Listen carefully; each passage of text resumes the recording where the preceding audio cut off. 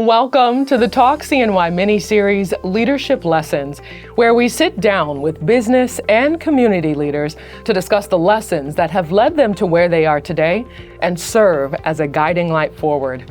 Our guest today is someone who is making a huge impact on the city of Syracuse. We are joined by Syracuse Fire Chief Michael Monds. He grew up on the city's south side, graduated from Nottingham High School, and then after college, he committed his life to serving the home where he grew up. So he officially began at the Syracuse Fire Department back in 2000. Then he was promoted to lieutenant in 2011, then became the fire chief in 2018. And today, he leads more than 350 firefighters who are committed to helping the people of Syracuse. Chief Monds' journey is one of hard work, dedication, and leadership. And today we are really excited to learn more about it. So welcome, Chief Monds. Thank you for having me. I appreciate being here today. Oh, we're looking forward to hearing from you. So you have been a leader for so many years. When you think back over your leadership style, what is it today and how has it evolved over time? I think starting off being a firefighter, you learn early on that this job is to protect the citizens of the city when they're having their worst day. And as you become a firefighter and you learn all the hands-on skills you need, the mental toughness you need to be able to deal with some of the situations, back then I realized that, I was being supervised by some really, really great leaders at the time. And I always, in my mind, hope one day I could be a leader or even one promotion up than a firefighter to be a lieutenant or a captain. And I always try to take the good out of every leader that was in my life to try to formulate what I would be like if I ever got the opportunity. So I try to live my current career that way. And I think the goal is to serve the city of Syracuse residents, but also at the same time serve our firefighters who are our number one resource to protect our citizens. So being a servant leader is kind of what I think is, I try to model myself after. I know I'm not perfect all the time, but that's my goal. So what does effective leadership look like in a fire department setting, especially when you've got high stakes decisions that have to be made under pressure? I think the main thing is people are going to have bad days that the fire department needs to respond to. I think my ultimate goal is to make sure I provide the resources for the firefighters to make sure they're safe, that they are trained to the level they need to be, to make sure all their tools and equipment, everything they need to do to be at some of the most dangerous situations when other people need their help the most, to ensure that they have those resources is my job, and to also balance making sure our rules and regulations and policies put them in a position to be safe. So they don't have to think about a lot of things they need to do when they're on scene. It's just reactive based on their training and based on the policies that we try to instill in the department. That sounds good. Yes. So then how do you personally train to stay calm in such high pressure situations? Well, I think, my faith, number one. Every day I try to do the greater good for all people. And in this role, that's the citizens, making sure that everything that I touch, every decision I make is going to be the most beneficial for every citizen in the city. And it's the same with the firefighters. There's decisions that have to be made every day, dozens of questions or situations that come up that my opinion ultimately is usually the decision maker. And just making sure that it's fair, there's accountability to the decisions we're making.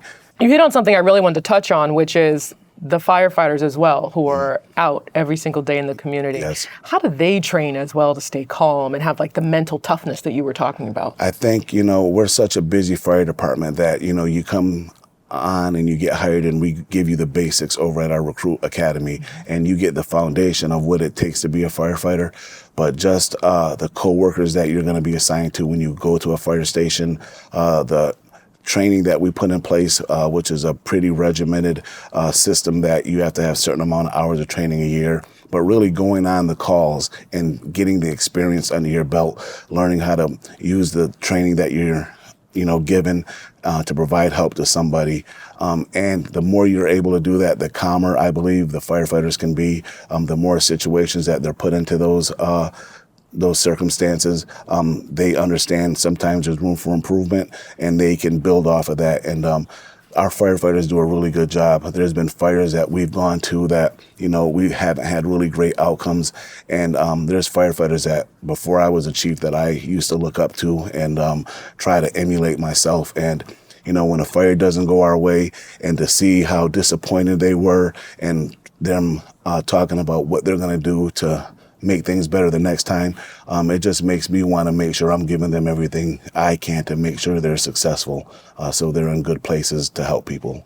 That's great. You're leading me into my next question, Okay. which is how do you take away, those key lessons, whether it's a rescue or a past fire, to pull some of that out and then really implement that into the training or the protocols? So most of our really dangerous calls are structure fires. And after that, we do a post-action analysis. We kind of get all the firefighters that were at that alarm and we discuss what did they do, how did that go, could have things have been better, and I think without being critical or having any sarcastic or negative conversations, the firefighters want to learn. They want to do great things. And I think just being able to talk through those situations, and when you're on a call and you get back to the firehouse, even without the big group of everybody that was there, your crew that you work with, usually it's a supervisor and 3 firefighters, they're constantly figuring out how to make things better, because even when things go 100% right in the fire service,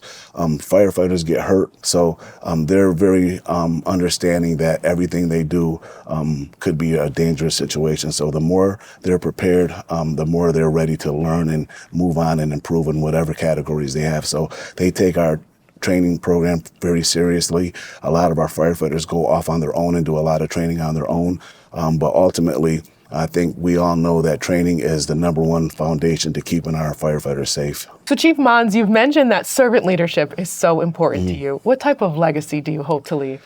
I hope that when I'm retired, on and off duty, I am remembered that anytime there was a circumstance or situation that was put in front of me, that the decisions I made, the battles that I fought, the conversations that I had were to only help the greater good of all of our firefighters and the people that we serve.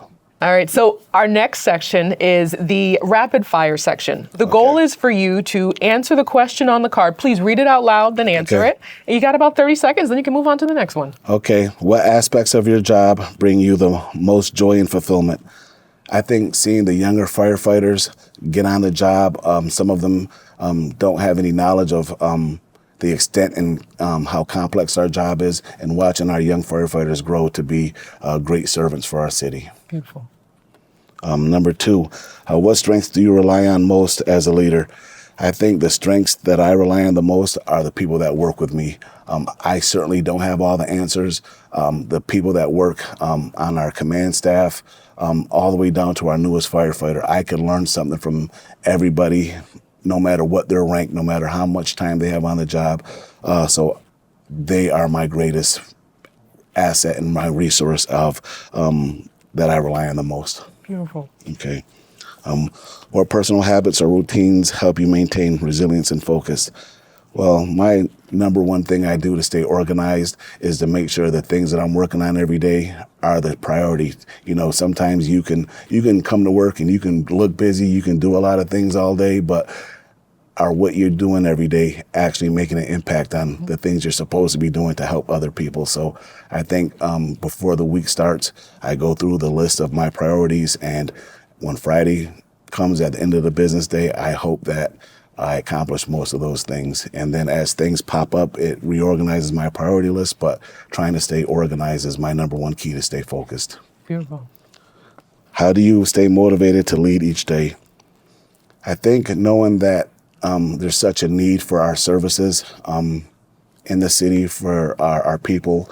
We've had record-breaking amounts of alarms and 911 calls that we have to respond to. And being the chief for 8 years is a long time. But when you realize that you're able to help our firefighters stay safe, to help our citizens stay safe. That is what keeps me motivated to know that I'm trying to do what's good for the greater good of our city and our firefighters. How do you continue to grow and refine your skills? I think every opportunity of any situation that comes up helps keep me sharp, or it gives me an opportunity to learn and to improve. I think just the day-to-day work, trying to do the right thing, trying to hold myself accountable, trying to follow the procedures, and having expectations of myself. As a fire chief, I have a lot of expectations of others, and I try not to have any expectations that I wouldn't place on myself. So I think that helps me grow to make sure that the things that I'm expecting are reasonable, and that I myself would put myself in those shoes and do the same things that I think the other people should be doing at the same time. So next, what role does mindset play in leading through good times and times of adversity? I think how you view things, how you perceive things, how situations come up, and your plan to overcome them or to remedy that situation. It all starts with your mindset that, one, you have to be confident in yourself. Two, you have to be confident in the people that you're depending on to help you achieve these remedies or whatever we need to mediate a situation.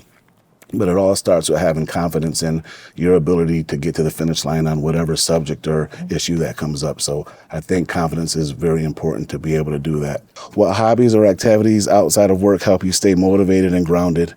I think just hanging out, spending time with my family and friends, and just having conversations. I have two older professional daughters.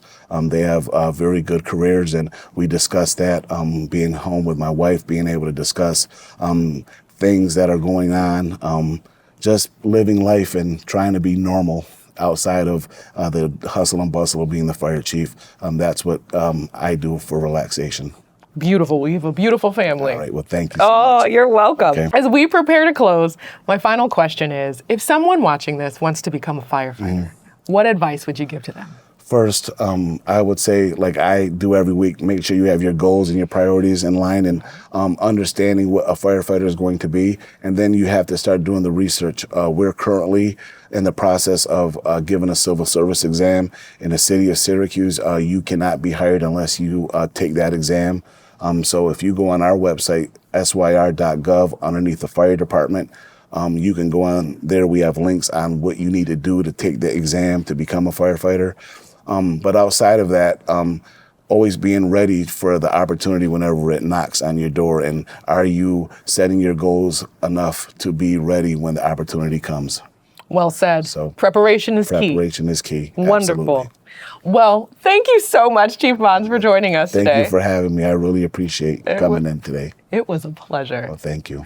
Well, if you'd like to hear more in-depth responses from Chief Monds, they will be available across Center State CEO's social media channels.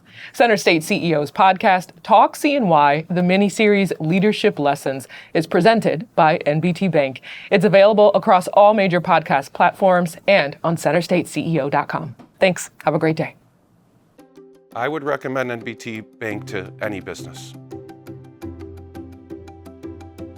My name is Chris Palomino, and I'm the president of Atlas Fence. Chris had decided to purchase Atlas Fence from the previous owner. He had previous connections at NBT Bank. NBT Bank provided me equipment financing, doubling our entire production workforce. It's important to me as a business owner that the decisions of our banking relationship are made locally.